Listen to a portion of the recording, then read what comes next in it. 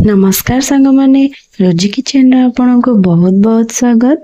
तो आज आमे बनैबा मटन और आलू झोल जोड़ा को आमे मो सिंपल वे रे बनैछि प्रेशर रे बनैछि। तो आज चलंतु मु आपन को देखैबी मु केमिति सळे रे बनैछि।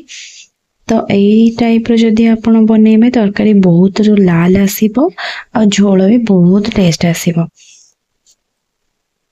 तो देखंतु झोलटा एमती टेक्सचर रे हिची बहुत देखैबा को भी बहुत भल हिची तो खाइबा को भी बहुत भल लागिबो।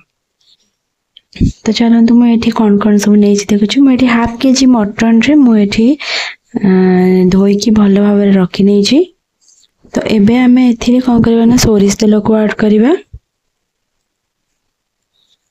तो देखो सब मन रखिए मटन रे सोरिष तेलटा ही ऐड करेंगे बहुत टेस्ट आसी थाए। तो सोरिष तेल ऐड करके गोले की एमती छाड़ देबेनी 5 ରୁ 10 मिनट तक भल रे हाथ रे ही चकटी की छाड़बे।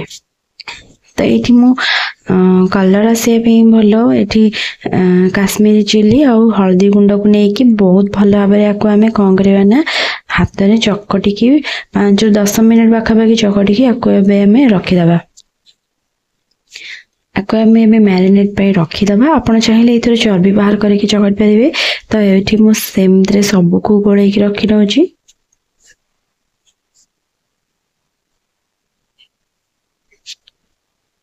तो देखो तो एठी मु भल्ल भाबरे हमें हाथ रे एमती चकटिबा द्वारा कोन होय ना तेलटा बहुत भल भाबरे मिसी जाय थाए।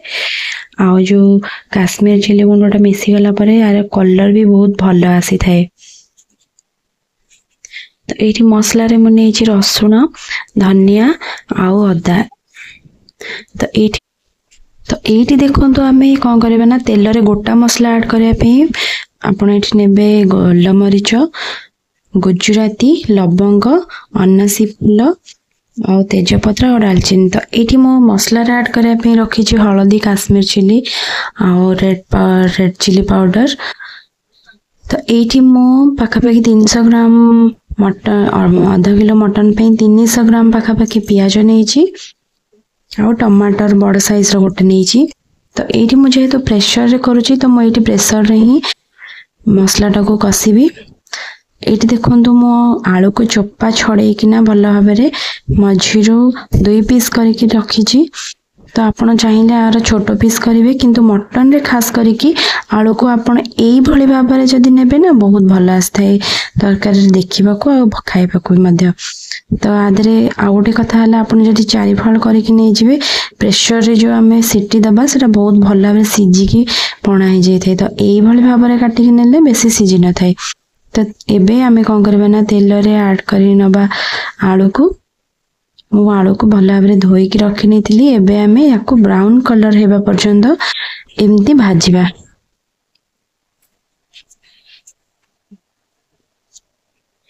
एटी देखंतु बहुत भल भाबरे चारियाड हे गलानी। आको हमें एबे काढ़ी नबा। तो एटी देखंतु आलूटा बहुत भल भाबरे भाजी हे जायछि। मु याको काढ़ी की गोटे साइड को रखि नउछि। तो सेही प्रेशर हमें कोन करबा ना बाकी आ जदी तेल थिबो ताले हम तरे अल्प किछि तेल ऐड करके एबे हमें मसला को कसिबा।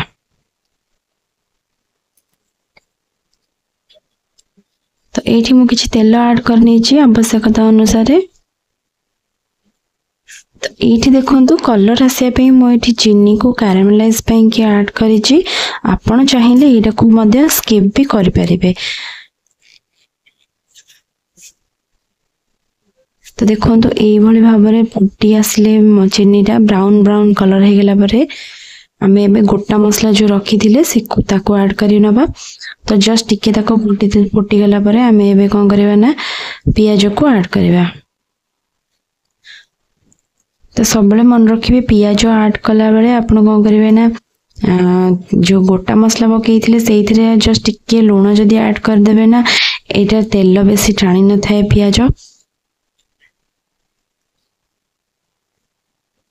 तो देखो पियाज तो हमर बहुत भल भाबरे ब्राउन कलर हे आसलानी।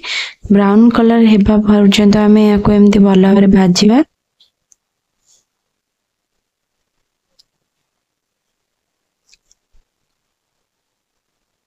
देखो तो हमर एठी ब्राउन ब्राउन कलर हे गेला बेसी हमें ताको पचेइबानी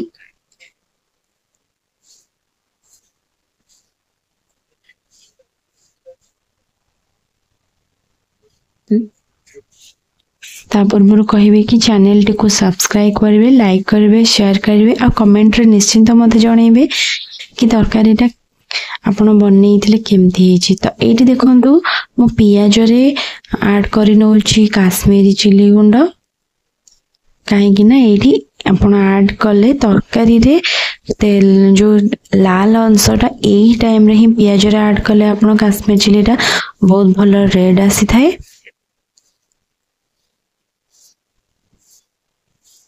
तो पियाज जस्ट हेला परे ही आपण ऐड करिवे काश्मीर चिली। तापरे हमें कौन करबे ना जो मसलाटा को हमें बाटी की रखी थिले सेटा को हमें एबे इठी ऐड करबा।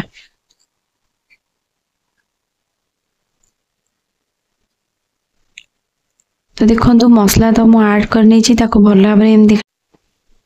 तो एठी मसलाटा जेहेतु हमर सुकिला हेई जाई छी तो एठी हमें कौन करबा जो बाटी की रखी थिले जो जार रे सेई जार को अल्प पानी देकी भल्ला भाबरे पिचुले की एथरे दे देबा। तो पानीटा देबा द्वारा एठी कोन हेई थाए ना हमर जो प्रेशरटा टिके जल्दी ताती जाय थाए तो सेटा पानीटा को एटा लगे न थाए मसलाटा को। तो सेति पय म एठी अल्प टिके पानी ऐड करबे बेसी ऐड करबेनी। तो एठी हमें फ्लेम को सबले मन रखिबे स्लो रे ही मसलाटा को कसिबे बहुत भलो हेई थाए। एठी मो हल्दी गुंड आउ रेड चिली पाउडर को ऐड करूची आपण जति राग खाउथिबे सेति की ही रेड चिली पाउडर नेबे। एठी देखो तो मो टमाटर भी ऐड करि नउची।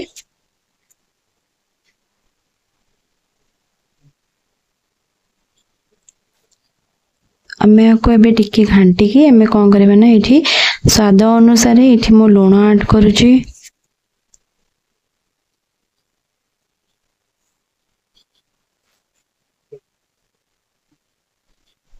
तो एबे हमें याको भलो भाबरे याको घांटी नबा।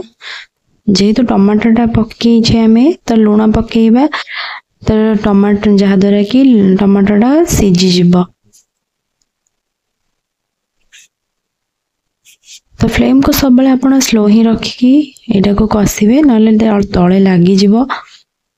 तो एठी देखंतु मो किछ समय पे कवर करनी थिली।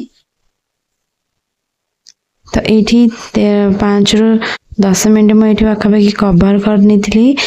एटा हेवी आसलाने देखंतु पाखापाखि एमती कवर करबा द्वारा टमाटोटा जल्दी सिझे थाए और मसलाटा बहुत भलो रे भी हे जाय थाए। तो एठी मो और 2 मिनट कवर करने भी एठी देखंतु कवर काढी की मो एठी मीट मसला को गोटे पैकेट 5 टंकिया रो गोटे पैकेट मो एठी ऐड करूची मीट मसला। तो मीट मसला आपण देबे बहुत तरकारी रे भलो टेस्ट आसी थाए। और एठी देखंतु मो जीरा गुंड को ऐड करनोची। तो जीरा गुंड को आपण निश्चित पकेबे स्किप करिवेनी बहुत भलो टेस्ट आसी थाए। तो ए मसला सब हमें गुंड मसला पकेला परे हमें कोन करबा ना को भलो भाबरे मिसेइबा को छाडी नबा। तो आउ एठी मु 5 रु 10 मिनिट भाबे कसी नउची। जेते आपण मसला को कसीबे सेते तरकारी रो टेस्ट आसी थाए। खास करी कि स्लो फ्लेम रे जदी आपण कसीबे बहुत भलो टेस्ट आसीबो।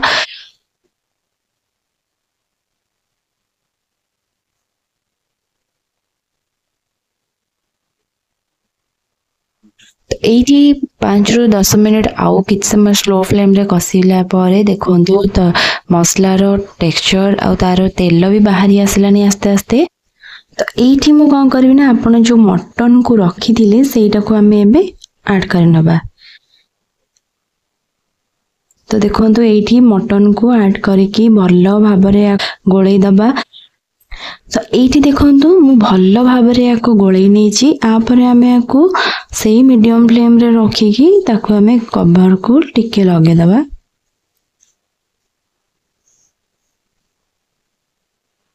तो एठी देखंतु पाखापाखि 5 मिनिट परे मु एठी कवर काढुची। तळे लागी जिवो आपण 5 मिनिट अंतर रे एमती घांटू थिबे।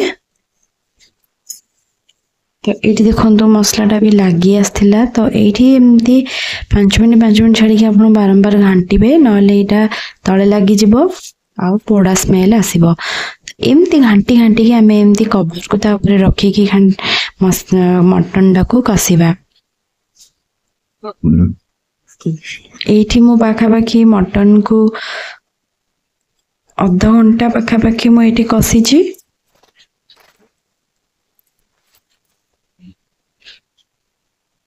देखो मटन रू तेल भी आस्ते आस्ते बाहरी आसला।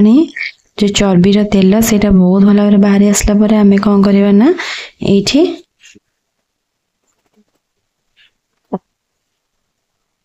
तो यहाँ तले लगी जाऊँ आप बारंबार एमती घाटू थे। तो ये टाइम रे आम कौन करवा ना आलू को ऐड करके कषा ए। तो मटन रू ए तेल बाहरी आसला यार बहुत भल स्मेल भी आसला। ये टाइम रे मु आलू को ऐड करने भी। आलू आ मटन को आम ए दुई जन जाक भल भाव मिसाई कि भल भाव घांटा। आलू सहित मसलाटा मिसी गला पर आहरी भल टेस्ट आसी थाए मटन सहित भी। तो मुझे आपको देखुची यहाँ केमती बहुत भल भाव मिसी गला पाखापाखि। मुझे आलू को पकईकि आप 10 मिनट घांटे। तो ये देखो केमती आलू आ मटन जो दुई जन जाक भल भाव मिसी आसला। यार कलर भी बहुत भल पलि आसला, तेल भी बाहरी आसला। यही टाइम रे आम कौन करवा ना आउ 5 मिनट पाखापाखि आम आउ टिके कषि नबा। तो मसला भी भल भाव लगी गला देखो आलू रे आ मटन रे। ये सब मन रखिए गरम पानी को करके रखी नहीं थे। तो मुझे गरम पानी करके रखी नहीं थी। एबे आमे मटन रे ऐड करवा।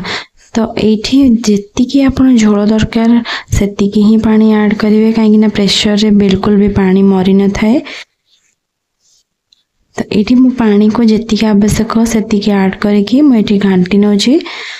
तो आम आपको एबे कौन करवा ना कवर पे सीटी पे छाड़ना। तो ये देखो मु फ्लेवर पे नहीं रसुण आ कंचा लंका। तो यार भल फ्लेवर आसी थाए। तो ये कवर करके आम हाई रे गोटे सीटी नबा। सीटीटा गोटे सीटी नेला परे स्लो करके फ्लेम को आ 2टा सीटी नहीं गला परे मटन टा बहुत भल भाव सीझी जाए थाए। जेहेतु मुझे पूर्व मसला मटन को अध घंटार बेसी हम 45 मिनट पाखापाखि मु कषि नहीं थी।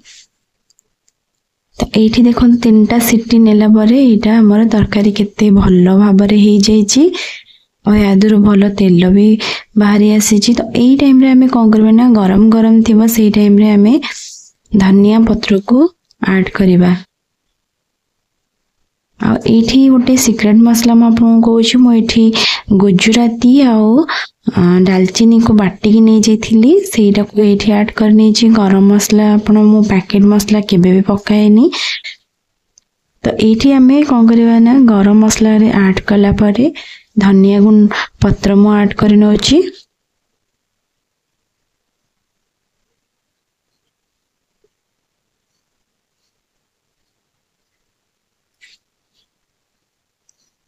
आपन को देखो केमती तरकारीटा झोल यार बहुत भल हो कलर भी बहुत भल आसी। तो यही हिसाब रे आपन जदि बनइबे कलर भी बहुत भल आसीबो आ तरकारीटा भी बहुत टेस्ट आसीबो। तो आपन एथरे भी बनातु जल्दी भी हो जिवो। जेहेतु आपन प्रेशर रे बनाउचंती सब एमती कंचा मांस रे ही बनइबे। जे आमे जदि कढ़ाई रे बनइबा तो आमे मटन को सिझे की बनइबे बहुत भल टेस्ट आसता। किंतु प्रेशर रे बनइला बेले एमती कंचा रे ही बनइबे। तो ये देखो झोल बहुत भल आसी। खाली झोल लगे ही मटन रो खाई जाए थे। तो आपण माने निश्चिंत बनातु केमिति लागे। तो केमिति लागिला कमेंट रे तो निश्चिंत जणाइबे।